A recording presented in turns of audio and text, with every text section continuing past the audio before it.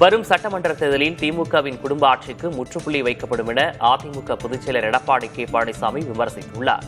சேலம் மாவட்டம் வீரபாண்டி தொகுதிக்குட்பட்ட கெஜல் நாயக்கன்பட்டியில் நடந்த பரப்புரை கூட்டத்தில் பேசிய பழனிசாமி, வருகின்ற சட்டமன்ற தேர்தலில் அதிமுக தலைமையிலான கூட்டணி அதிக இடங்களில் வெற்றி பெற்று ஆட்சி அமைக்கும் என உறுதிபட தெரிவித்தார். தமிழ்நாட்டில் இருக்கின்ற 234 தொகுதியிலும் நம்முடைய கூட்டணி அதிக இடங்களில் வெல்லுவதற்கு இங்கு இருக்கின்ற மக்களே சாட்சி.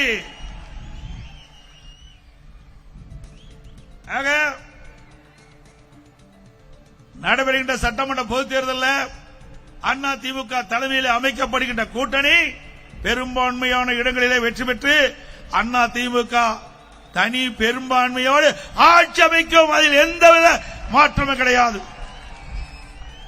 அண்ணா திமுக ஆட்சி அமைப்பதை எந்த கொம்பனாலும் தடுக்க முடியாது. குடும்ப ஆட்சிக்கும் வாரிசு அரசியலுக்கும் முற்றுப்புள்ளி வைக்கின்ற தேர்தல் வருகின்ற சட்டமன்ற தேர்தல். நிறைவேற்றி காட்டுவீர்களா?